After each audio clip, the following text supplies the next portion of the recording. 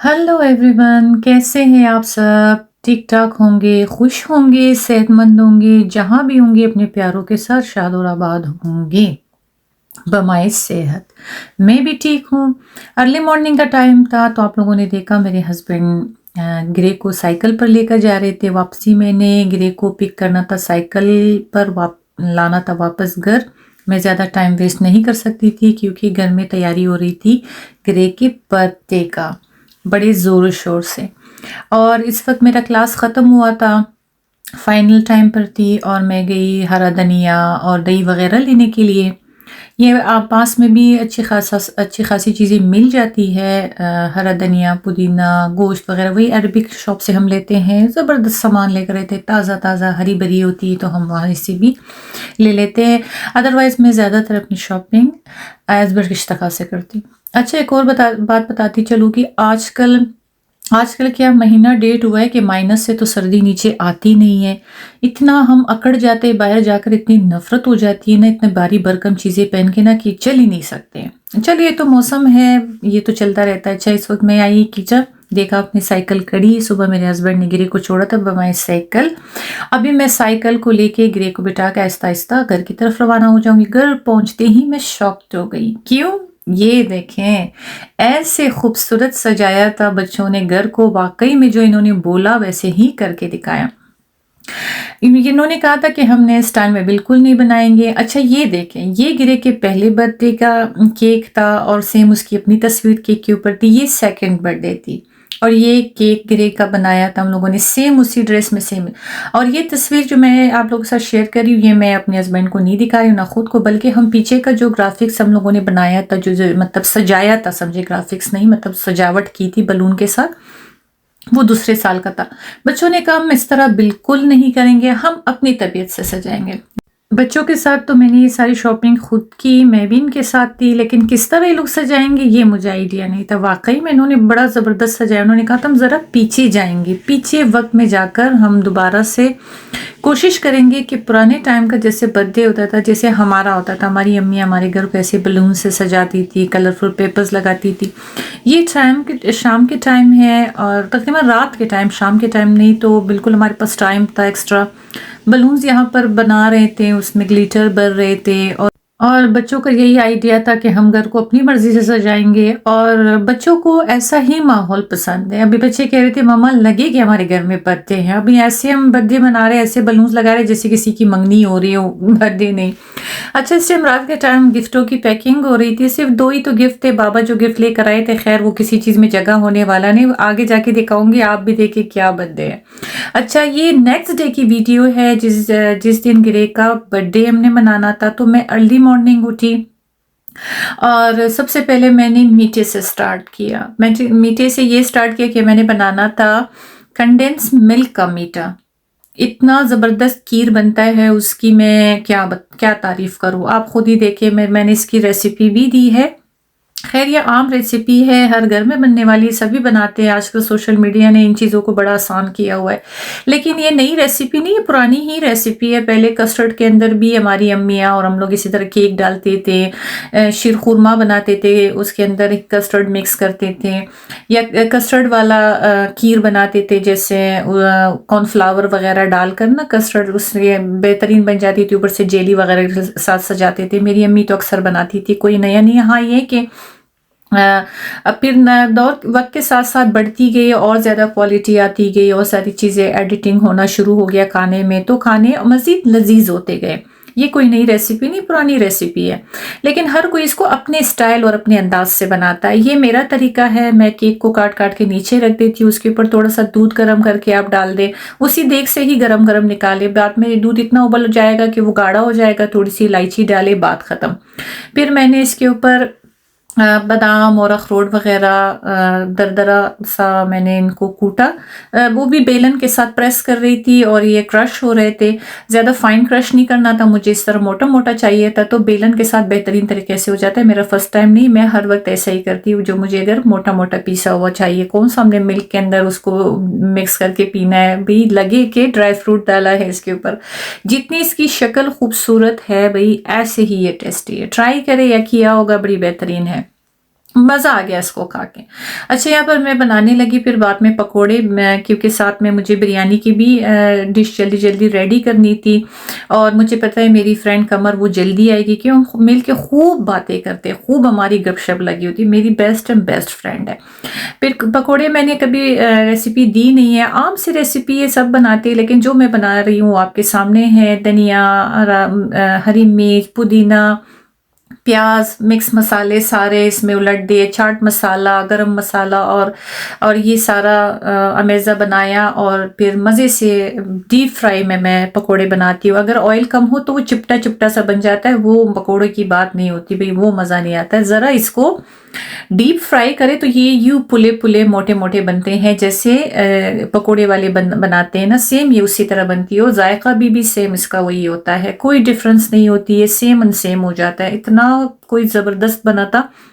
फिर सर्व करने से पहले थोड़ी देर के मैंने एयर फ्रायर में डाला था 2-3 मिनट के लिए, तो ये दोबारा से ऐसे क्रिस्पी और चमकदार सी होगी, जैसे अभी इसको निकाला है, क्योंकि मैंने जल्दी-जल्दी सारा बनाना था और मुझे 4 बजे तक सारे खाने को रेडी करना था, बमाए ग्रे के खुद को भी रेडी करनी थी, खुद भी तैयार होना था और घर की सजावट का ज़िम्मा तो बच्चों पर था, बच्चों ने ज़बरदस्त और दिलकश स्टाइल से बनाया था।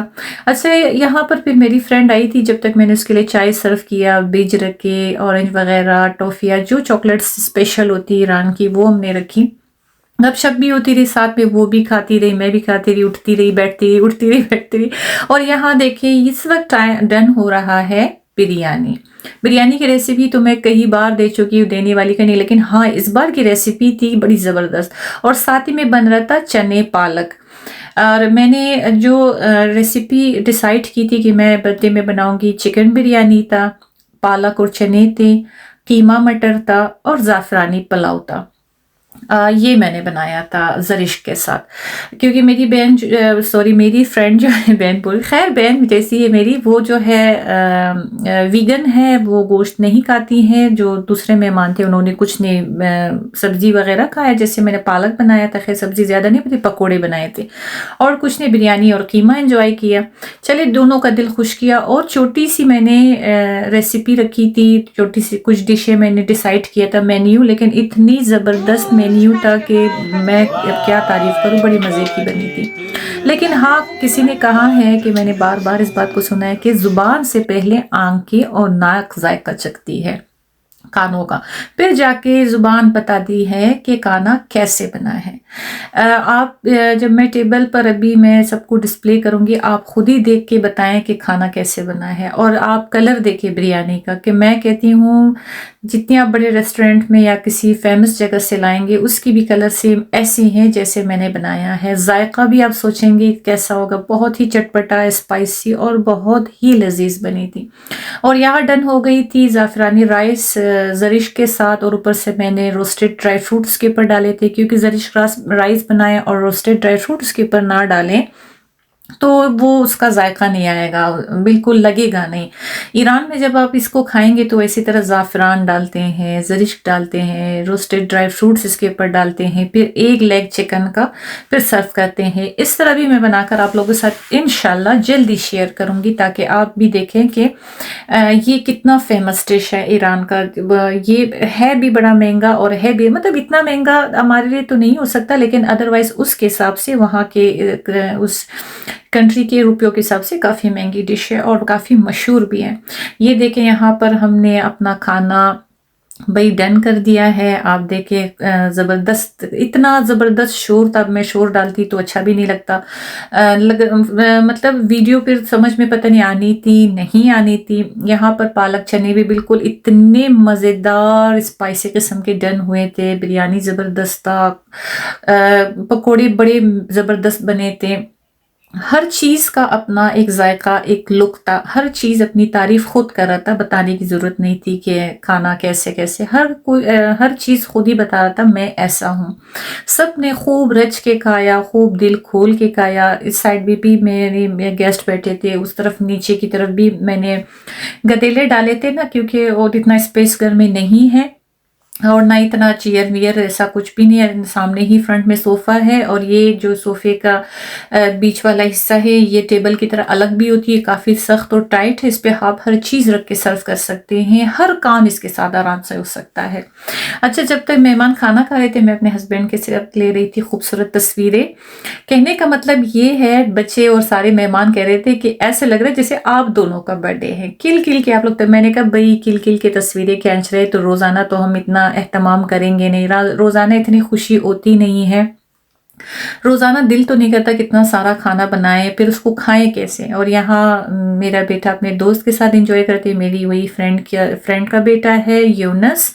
ये दोनों लंगोटिया यार है भाई, इन दोनों का किसी तरह से गुजारा नहीं। ये दोनों दूसरे से बहुत प्यार करते हैं, साथ मतलब गुड फ्रेंड है, बहुत भाइयों जैसा, बड़ी मोहब्बत है इनको एक दूसरे के साथ, अपनी हर चीज़ एक दूसरे के साथ शेयर करते हैं। और अभी इसकी मामा गई थी ईरान, तो शेरियाल के ज़बरदस्त ब्रांड का वो शर्ट लेकर आया। शेरियाल को ज़ाहिर है एडिडास, नाइक, पुमा वगैरह ही पसंद है, फुटबॉल में लोग पहनते हैं।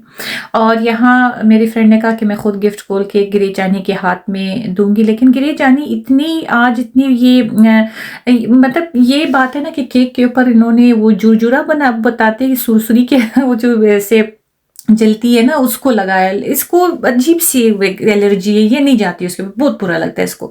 शायद मैं कहती हूँ कि न्यू ईयर के जो पटाखे और धमाके थे तो इसने फील किया शायद केक अभी पटने वाला है, तो इसलिए ये नज़दीक नहीं गई।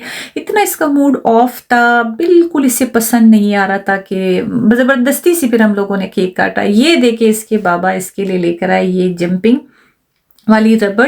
अब इसका नाम क्या है सीरियस बता रही हूँ, मुझे नहीं पता। हाँ ये मार्केट में था, मेरे हस्बैंड ने दिखाया, कहते हैं मुझे बहुत पसंद है। और ये इतनी जबरदस्त टफ टाइट, इस पे बैठो यार जितना भी उछलो इसको कुछ नहीं होने वाला है। मैंने भी ट्राई किया, सच बता रही हूँ। और मेरे हस्बैंड इसको खुश कर रहे थे कि किसी तरह से खुश हो जाए। और फिर मेरे भाई का फ्रांस से फ़ोन आया, उसके सामने भी उसके साथ भी हमने केक कट कर दिया। मेरे भाई ने बड़ी दुआएं दी मुझे, मेरे बच्चों को। Thank you so much Zeeshan भाई। 5 साल से हम लोगों ने एक दूसरे को नहीं देखा, यहाँ तक कि ग्रे का जब बर्थ हुआ तो इतना शॉक्ड हुआ कि तुम लोग का नया बेबी आया है और तुम लोगों ने मुझे बताया नहीं। मैंने कहा ये कौन सा बताने वाली बात है, बस दुआ करें आपकी बहन के बच्चे आपका बहन हुई सलामत रहे। बहुत खुश हुआ, बहुत प्यारी प्यारी बातें हमारी हुई इनके साथ, बस दिल खुश हो गया। और इसने मुझे कसम दी है कि नेक्स्ट ईयर इंशाल्लाह ज़िंदगी रही सेहत और सलामती के साथ बच्चों के साथ फ्रांस आओ और गिरे का 4th बर्थडे वही फ्रांस में मनाना। मैंने कहा बिल्कुल आऊँगी, बहुत ये इसरार कर रहा था कि आपने आना है, बस आना है। मैंने कहा ठीक है, देखते हैं कि नेक्स्ट ईयर तक क्या होता है ज़िंदगी में, लंबी 1 साल और पड़ी हुई है। और चलिए जी, आप मेरी आज की ये वीडियो आपको कैसी लगी मुझे ज़रूर बताइएगा। बड़ी मेहनत भी की है इसके साथ और बड़े खुश भी थे, और इतने हम बेसब्री से इस दिन का इंतज़ार कर रहे थे बच्चे सारे, मम्मा कब बर्थडे। यहाँ तक कि मेरे फ्रेंड्स सारे पूछ रहे थे कहीं तुमने बर्थडे अकेले करके तो नहीं खाया। मैंने कहा नहीं, सवाल ही नहीं पैदा होता कि मैं आप लोगों के बगैर बर्थडे मनाऊं या चुप चुपा के करूं। नहीं करूंगी तो बुलाऊंगी जितने लोगों को बुलाना था, अदरवाइज मेरे हमसाए थोड़े से नाराज़ है मुझसे कि आपने मिली। मैंने कहा स्पेस बहुत कम है, इतने लोगों को बुलाएंगे भाई बस मेहमान नवाजी नहीं होगी तो फिर क्या फ़ायदा। मेज़बान भी बेचारा शर्मिंदा और मेहमान भी। कम बुलाए, अच्छा खाना बनाए ताकि सबको पूरा हो और मेज़बान भी खुश हो कि मैंने सही एंटरटेन किया सबको, सबके लिए सही पसंद से खाना बनाया है। आप बताएं, मैं सही बता रही हूँ। मेरे फ्रेंड्स भी ये वीडियो देखते होंगे, प्लीज़ नाराज़ ना हो। इंशाल्लाह नेक्स्ट ईयर जब मैं करूँगी या यहाँ पर या फ्रांस में, तो मैं आप लोगों को ज़रूर बताऊँगी। जो मेरे साथ फ्रांस जाना चाहता है तो वो शौक से जा सकता है। मेरे भाई के घर है, वो बिल्कुल माइंड नहीं करता, वो बहुत ज़्यादा मेहमान नवाज है। इसी के साथ मुझे दीजिएगा रानो व्लॉग से इजाज़त। इंशाल्लाह मिलते हैं नेक्स्ट वीडियो में एक और नई एक्टिविटी के साथ। घर की साफ सफाई होगी या कुकिंग होगा या बाहर का माहौल होगा या अगेन बर्फबारी होगी, क्योंकि बताया 1-2 दिन में अगेन बर्फबारी होने वाली, यानी स्नोफॉल। अच्छा जी, और मैं फिर उम्मीद भी यही करती हूँ आप लोगों से कि लाइक, सब्सक्राइब और शेयर करना प्लीज़ नहीं भूलिएगा। स्पेशली बेल आइकॉन पर ज़रूर प्रेस करें ताकि मेरी हर आने वाली नई वीडियो आप तक पहुँच सके। दीजिएगा इजाज़त, बाय बाय, चाओ चाओ।